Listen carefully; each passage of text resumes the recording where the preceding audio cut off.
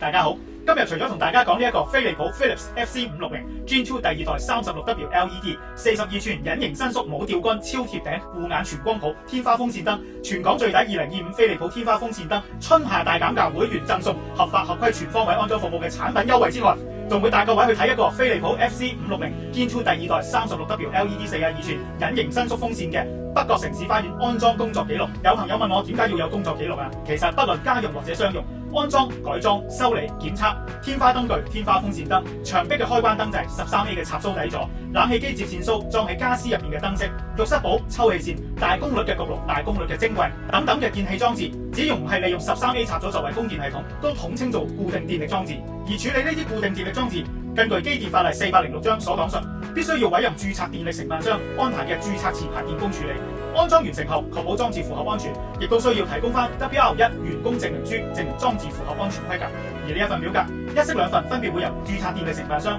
同埋電力裝置擁有人保存5年。點解出邊嘅安裝師傅並唔會向客人提供以上有關於安裝固定電力裝置嘅安全以及法例嘅資訊呢？第一，可能佢真係唔識嘅；第二，市面上依家充斥咗好多冇身份證嘅非法勞工，或者一啲自稱師傅嘅無牌電工，喺一啲社交平台提供安裝固定電力裝置嘅服務。加埋亦有好多客人因為價錢嘅原因，寧願選用呢一啲非法勞工或者無牌人士，覺得自己精打細算慳到錢，以為安裝完產品着得到就當冇問題冇所謂。其實好多時候呢啲網購產品嘅規格都唔符合安全，例如產品多數嘅電線接面積唔符合安全要求，絕大部分都冇做接地保護，好多都係會漏電，加埋非法勞工或者無牌人士安裝產品，快則就即時跳掣，慢則1年半載99%都會出現唔同類型嘅問題，輕則就會燒窿嘢或者跳掣，導致燈掣或者電線受損，重則就有機會火燭或者有漏電電親人嘅情況。當發生咗以上嘅情況，電力裝置擁有人自己就需要承擔相關嘅法律責任以及意外嘅風險。天華麗婷營業至今已經有14年，點解直到今天都堅持唔會為客人提供一啲網購唔符合安全規格產品嘅服務？最主要原因，作為一個合資格嘅註冊電力承辦商，明知產品係有漏電以及燒着嘅安全隱患，而為咗收取安裝費用，隻眼開隻眼閉，幫客人安裝呢啲網購有漏電以及燒着嘅安全隱患不符合安全規格嘅產品。第一，衍生咗一啲不可預期危險，亦會令到客人覺得，既然安裝師傅都肯同我裝啦，呢個產品就等於冇問題啦。呢種咁樣嘅市場邏輯就會製造咗好多安全隱患。大家睇新聞應該都睇好多，因為電線短路而發生火災嘅意外，唔需要我喺呢度特別揾證據同埋例子啦。有見及此，天華麗婷先做咗咁多影片，希望提供各位朋友使用電力裝置嘅安全意識，避免意外累人累己累街坊。都係嗰句啦，最緊要安全第一，合法合規啊嘛。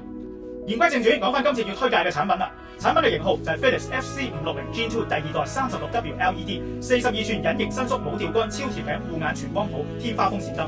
同第一代最大嘅分別就係由 AC 摩打嘅3段風速升級到 DC 摩打嘅6段風速，風扇係直流變頻摩打，可以正向吹，可以反向吹，春夏秋冬4季都啱用。產品嘅尺寸分別有2個，就係36寸直徑同埋42寸嘅直徑。LED 光源嘅部分升級到全光譜顯色 CRI95。產品嘅燈罩採用咗柔光罩設計，星光閃着嘅效果，簡約得嚟又不失華麗。無吊通嘅吸頂式底座設計，適合低樓底嘅家居安裝。因為由天花板直到產品最低點嘅總高度都係得26個 cm， 就算安裝喺8尺樓底都唔會覺得有壓迫感。呢啲屋苑包括咗今次影片入面所講嘅北角城市花園，亦有知名嘅大型私人屋苑，例如太古城、杏花村、南豐新村、美景灣、海怡半島、美孚新村，大部分嘅居屋、公屋、村屋等。講咗咁多產品嘅優點啦，即刻同各位去睇下今次嘅工作記錄啦。今日咧嚟到呢個城市花園第一座咧，安裝一支飛利浦 FC560 42寸嘅吸頂 Gen2 天花伸縮風扇，即刻帶各位睇下效果係點噶啦。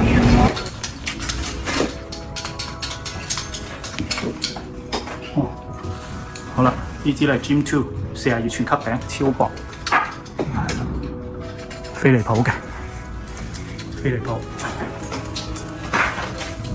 好，依家講解測試點樣去操作。OK，Gen2 星空面 FC560 嘅 Gen2 42寸遙控器嘅右上角就熄燈、開燈、熄燈、開燈3色光嘅風扇1、2、3、4、5、6，6最快，1最慢。依家試過第6速。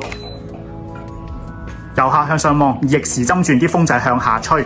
燈同風扇可以一齊開，或者分開開。好，依家試5、4、3、2、1，5、4、3、2、1。OK， 中晒。呢個遙控器1、2、4，1小時、2小時、4小時，撳咗落去由嗰下開始倒數。依家試埋個反吹，呢一個撳咗之後，風扇會慢慢停落嚟，然後向相反嘅方向轉動。等下。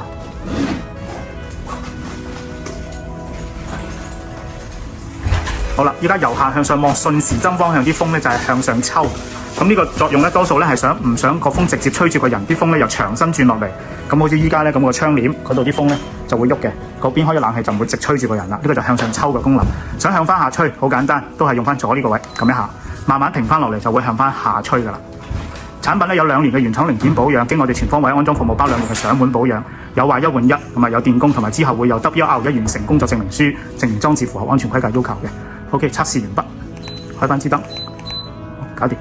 產品咧有2年嘅原廠零件保養，用咗 TY Lighting嘅全方位安裝服務，仲包埋2年嘅上門保養，信心保證。多謝各位收睇，記得有咩 WhatsApp 92023831向我哋同事查詢啦，拜拜。各位啱啱睇完我喺北角城市花園安裝 Philips FC560 Gen 2第2代 36W 42寸隱形伸縮無吊杆超貼頂天花風扇燈嘅工作記錄，等我講下呢個超值優惠俾各位朋友知道啦。今次呢一個 Philips FC560 Gen 2第2代 36W 42寸隱形伸縮無吊杆超貼頂護眼全光譜天花風扇燈，原價係2380蚊，依家只需要訂閱 TY Lighting 嘅 YouTube Channel， 喺呢個影片下面俾個 like， 留言 TY Crossover Philips， 第一支1680，第二支1580，第三支1480，第四支1380。以上所講嘅價格已經包括咗產品、送貨、合法合規註冊持牌電工嘅安裝服務，2年嘅原廠飛利浦行貨保養，2年嘅註冊持牌電工有壞一換一上門保養，只要客人屋企嘅安裝條件符合就可以㗎啦。而且呢個產品優惠仲可以同其他全港最低2025飛利浦天花風扇燈、春夏大減價會員贈送合法合規嘅安裝服務系列入邊嘅其他9個產品合併購買。簡單啲嚟講，假設客廳飯廳分別安裝咗各一支 Philips FC560 Gen 2第2代 36W LED 42寸